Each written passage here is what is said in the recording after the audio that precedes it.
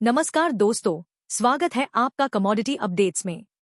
तो आज का जो हमारा विषय है वो बड़ा दिलचस्प है। हमारे हाथ जो दस्तावेज लगे हैं वो एक पहेली जैसी तस्वीर पेश करते हैं। हम्म। एक तरफ तो हमें पता चल रहा है कि प्लैटिनम की जो असल ज़रूरत है, मतलब गाड़ियों में, इंडस्ट्री में, वो मांग कम हो रही है। लेकिन दूसरी तरफ इसकी कीमत वो आसमान छू रही है। बिल्कुल, ये एक बेहतरीन पहेली है। तो ये बाजार एक अजीब सी कशमकश में है और आज हम इसी पहेली को सुलझाने की कोशिश करेंगे कि आखिर चल क्या रहा है। बिल्कुल सही। हमारे पास वर्ल्ड प्लैटिनम इन्वेस्टमेंट काउंसिल की ताज़ा रिपोर्ट्स हैं और साथ ही कुछ ऐसी खबरें भी हैं जो सीधे सीधे वैश्विक राजनीति से जुड़ी हैं। अच्छा। तो इन सब को जोड़कर हम ये समझने की कोशिश करेंगे कि इस कीमती धातु के बाजार को कौन सी ताकतें चला रही हैं। क्या ये असली मांग और आपूर्ति है या फिर अंतर्राष्ट्रीय मंच पर कोई बड़ा खेल चल रहा है। तो चलिए इसी खेल के सबसे अजीब चाल से शुरू करते हैं। खबरों में जिक्र है कि प्लैटिनम की कीमतें हाल ही में एक दिन में 1% से ज्यादा बढ़ गई हैं और करीब $2360 प्रति आउंस तक पहुंच गई हैं। हाँ, ये बहुत बड़ा उछाल है। और इसकी वजह कोई औद्योगिक क्रांति नहीं है, बल्कि अमेरिकी राष्ट्रपति डोनाल्ड ट्रंप की एक धमकी है। मैंने सुना इसका ताल्लुक ग्रीनलैंड से है, जो सुनने में ही बहुत अजीब है। हाँ, ये सुनने में जितना अजीब लगता है उतना ही सच है। राष्ट्रपति ट्रंप ने धमकी दी है कि अगर अमेरिका को ग्रीनलैंड खरीदने की इजाजत नहीं दी गई तो वो 8 यूरोपीय देशों से आने वाले सामान पर 1 फरवरी से 10% का टैरिफ लगा देंगे। 10%? और बात यही नहीं रुकेगी, जून तक इसे बढ़ाकर 25% कर दिया जाएगा। ये तो किसी फिल्म की कहानी लगती है। क्या सच में एक देश को खरीदने की बात पर व्यापार युद्ध छिड़ सकता है? और इसका प्लैटिनम से क्या लेना देना? प्लैटिनम तो ग्रीनलैंड में नहीं मिलता। आपका सवाल बिल्कुल सही है। इसका कोई सीधा संबंध नहीं है।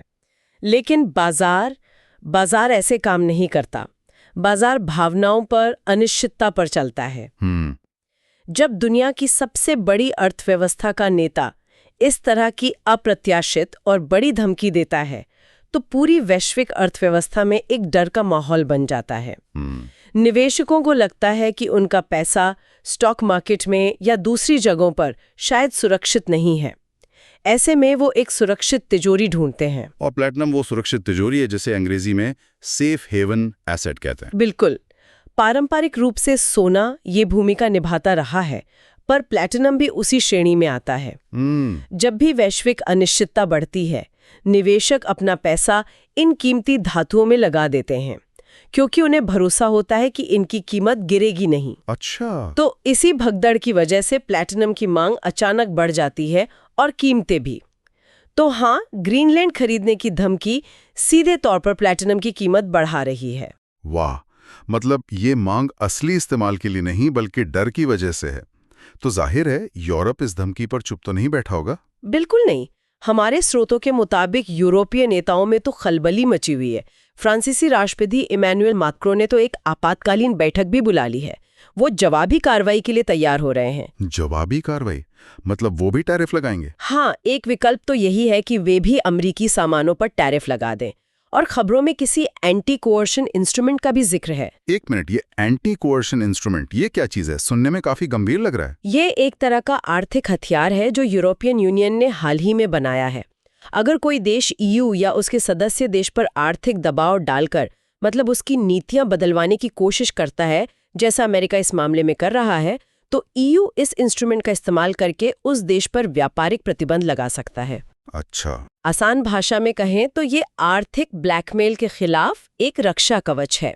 तो दोनों तरफ से तलवारें खिंच चुकी हैं। लेकिन यहाँ एक और दिलचस्प मोड़ है। जहाँ एक तरफ राष्ट्रपति ट्रंप यूरोप को धमका रहे हैं, वहीं हमारे स्रोतों से पता चलता है कि उन्होंने प्लैटिनम जैसी चीजों पर एक अलग ही रुख अपनाया है। हाँ, और ये इस कहानी के विरोधाभास को और गहरा करता है।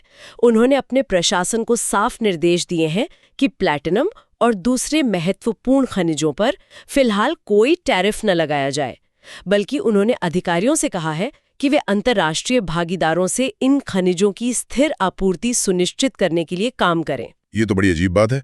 एक तरफ आप व्यापार युद्ध छेड़ रहे हैं और दूसरी तरफ आप कह रहे हैं कि मुझे मेरा सामान बिना किसी रुकावट के चाहिए। ये तो दोहरा खेल हुआ। था और अपने रक्षा उद्योग के लिए इन खनिजों पर विदेशी स्रोतों पर बहुत ज्यादा निर्भर है।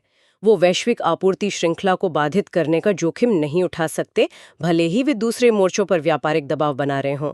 ये एक नाजुक संतुलन है जिसे वो साधने की कोशिश कर रहे हैं। ठीक है, तो ये तो ही राजनीतिक उठापटक जो किसी शतरंज के खेल जैसी लग रही है, लेकिन बाजार की असली सेहत वो तो मांग और आपूर्ति के आंकड़ों से पता चलती है। तो ये वर्ल्ड प्लैटिनम इन्वेस्टमेंट काउंसिल यानी WPIC की रिपोर्ट बाजार की सेहत के बारे में क्या बताती है? क्या हम घाटा में हैं या सब ठीक ठाक है? रिपोर्ट के आंकड़े इस पहेली को और भी दिलचस्प बना देते हैं। 2025 के लिए WPIC का अनुमान है कि प्लैटिनम बाजार में 0.692 मिलियन आउंस का वार्षिक घाटा होगा। घाटा? हाँ, घाटा, यानी दुनिया को जितनी प्लैटिनम की जरूरत होगी, उत्पादन उससे कम होगा। घाटा? वो भी इतना बड़ा? मुझे तो लग रहा था कि इलेक्ट्रिक गाड़ियों के आने से और सामान्य गाड़ियों में भी इसका इस्तेमाल कम होने से बाजार में प्लैटिनम ज्यादा होगा, घाटा नहीं। आपकी सोच गलत नहीं है। कुल मांग में वाकई 5% की गिरावट का अनुमान है, जो घटकर 7.8 मिलियन ऑन्स रह जाएगी। तो फिर? और इसकी सबसे बड़ी वजह है औद्योगिक मांग में 22% की भारी गिरावट और ऑटोमोटिव मांग में भी 3% की कमी। तो आपका सवाल बिल्कुल जायज है कि अगर मांग घट रही है तो फिर भी बाजार में घाटा क्यों है? हाँ, यही तो समझ नहीं आ रहा। इसका जवाब आपूर्ति पक्ष में छिपा है। मांग भले ही घट रही हो, लेकिन कुल आपूर्ति अभी भी उस घटी हुई मांग को पूरा करने के लिए नाकाफी है।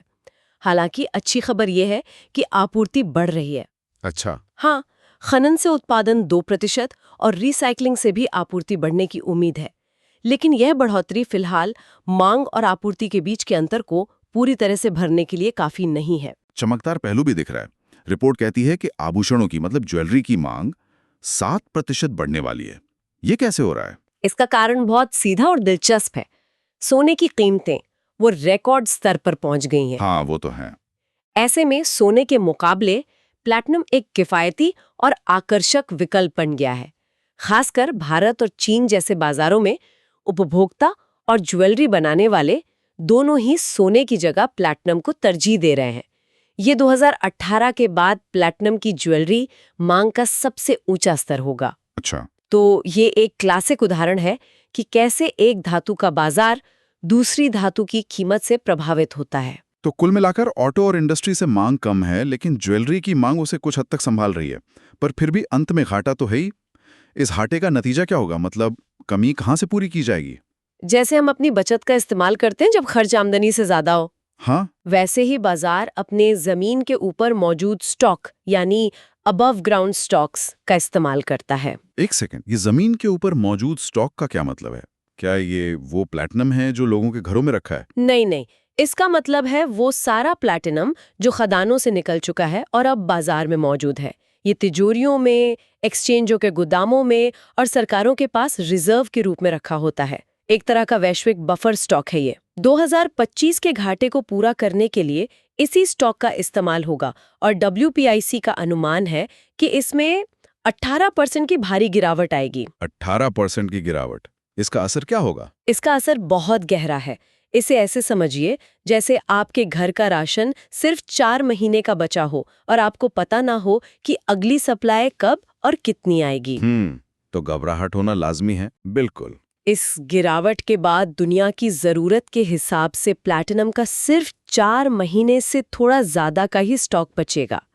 ये प्लैटिनम बाजार को भविष्य में किसी भी सप्लाई से जुड़ी समस्या के प्रति, जैसे किसी बड़ी खदान में हड़ताल या किसी देश में राजनीतिक अस्थिरता, बहुत ज्यादा संवेदनशील बना देता है। मतलब हमारा जो सुरक्षा कवच है वो पतला होता जा रहा है। जी ठीक है, ये तो हुई 2025 की कहानी जो काफी तनावपूर्ण लग रही है।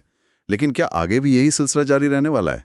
2026 के लिए क्या अनुमान है? यहीं पर कहानी एक और नाटकीय मोड़ लेती है। WFIC का अनुमान है कि 2026 में तस्वीर पूरी तरह बदल जाएगी। वो उम्मीद कर रहे हैं कि 2026 में बाजार घाटे से निकलकर मोटे तौर पर संतुलित हो जाएगा, बल्कि 20,000 औंस का एक मामूली अधिशेष यानी सरप्लस भी हो सकता है। घाटे से सीधे संतुलन पर?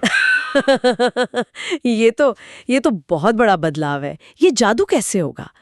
क्या अचानक से कोई नई खदान मिलने वाली है? नहीं, कोई जादू नहीं है। ये पूरा पूर्वानुमान दो मुख्य बातों पर टिका है। पहली, आपूर्ति पक्ष में सुधार जारी रहेगा और कुल सप्लाई 4% और बढ़कर 7.404 मिलियन ऑन्स तक पहुंच जाएगी। लेकिन असली खेल मांग की तरफ होने वाला है। मांग में क्या बदलाव आएगा? 2026 में कुल मांग 6% और घटकर 7.385 मिलियन ऑन्स रहने का अनुमान है। लेकिन इस गिरावट की वजह ऑटो या इंडस्ट्री नहीं है। इस बार का मुख्य कारण है निवेश की मांग में एक बहुत बड़ा उलटफेर। उलटफेर? हाँ, लगभग 5,40,000 ऑन्स का नकारात्मक बदलाव। निवेश की मांग में इतना बड़ा नकारात्मक बदलाव, इसका क्या मतलब है? क्या निवेशक अचानक प्लैटिनम से नफरत करने लगेंगे? यहाँ पर पूरी कहानी घूमकर वहीं आ जाती है जहां से हमने शुरू की थी, यानी भू राजनीति। अच्छा। WPIC का ये पूरा पूर्वानुमान एक बहुत बड़ी और कह सकते हैं साहसी धारणा पर आधारित है। और वो धारणा ये है कि 2026 तक अमेरिका की व्यापार नीति को लेकर जो अनिश्चितता का माहौल है, जो ग्रीनलैंड वाला मामला है, वो काफी हद तक शांत हो जाएगा। लेकिन क्या ये मानना थोड़ा ज्यादा आशावादी नहीं है? मतलब हम 2026 की बात कर रहे हैं और वैश्विक राजनीति को देखते हुए ये मान लेना कि सब शांत हो जाएगा थोड़ा मुश्किल लगता है। क्या इस पूर्वानुमान में कोई प्लान बी है अगर तनाव कम नहीं हुआ तो? ये एक बेहतरीन सवाल है और इसका जवाब है नहीं। ये पूर्वानुमान पूरी तरह से तनाव कम होने की उम्मीद पर ही बना है। रिपोर्ट का तर्क ये है कि जैसे ही ये वैश्विक तनाव कम होगा, वो निवेशक जो आज डर की वजह से सेफ हेवन के तौर पर प्लैटिनम खरीद रहे हैं, वो अपना मुनाफा वसूलने के लिए इसे बेचना शुरू कर देंगे। और ये बड़ी बिकवाली बाजार में प्लैटिनम की एक कृत्रिम आपूर्ति पैदा कर देगी, जिससे निवेश की मांग नकारात्मक हो जाएगी। अच्छा, तो जो निवेशक आज खरीदकर कीमत बढ़ा रहे हैं, वही कल बेचकर बाजार को संतुलित करेंगे। रिपोर्ट में किसी CMNMX एक्सचेंज का भी जिक्र है, ये क्या है? CMMNE अमेरिका के सबसे बड़े कमोडिटी एक्सचेंज है, जहां सोना, चांदी, तेल और प्लैटिनम जैसी चीजों का वायदा कारोबार होता है। रिपोर्ट का कहना है कि 2025 में इन एक्सचेंजों के गोदामों में जो प्लैटिनम जमा होगा, 2026 में निवेशक वही स्टॉक बेचना शुरू कर देंगे। तो जो चीज आज कीमत बढ़ा रही है, यानी भू राजनीतिक तनाव, उसी के कम होने की उम्मीद कल बाजार को संतुलित करेगी। तो हमारी पहेली का हल वो मिल गया। प्लैटिनम बाजार इस वक्त अपनी असली औद्योगिक मांग की वजह से नहीं, बल्कि राजनीतिक अनिश्चितता की वजह से चल रहा है। एक तरफ व्यापार युद्ध की धमकियां इसे एक आकर्षक सुरक्षित निवेश बना रही हैं और कीमतों को ऊपर धकेल रही हैं। और दूसरी तरफ इसकी जमीनी हकीकत यानी औद्योगिक और ऑटोमोटिव मांग थोड़ी कमजोर है। इसलिए 2025 के घाटे से 2026 में संतुलन की ओर बाजार का जाना लगभग पूरी तरह से इसी एक बात पर निर्भर करेगा कि क्या ये वैश्विक व्यापारिक तनाव वास्तव में कम होते हैं या नहीं।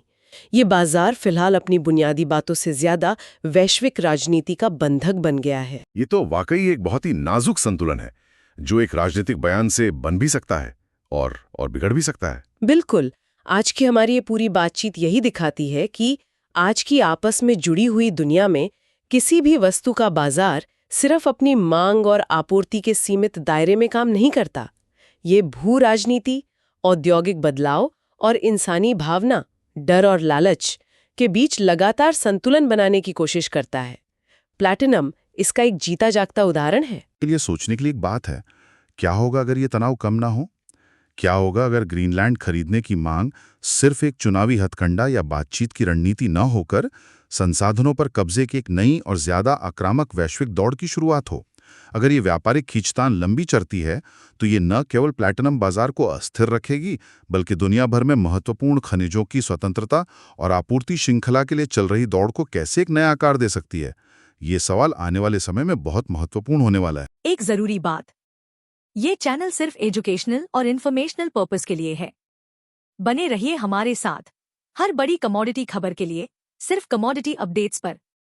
चैनल को सब्सक्राइब जरूर कीजिए और बेल आइकन दबाएं ताकि आप कोई भी इंपॉर्टेंट अपडेट मिस ना करें। धन्यवाद।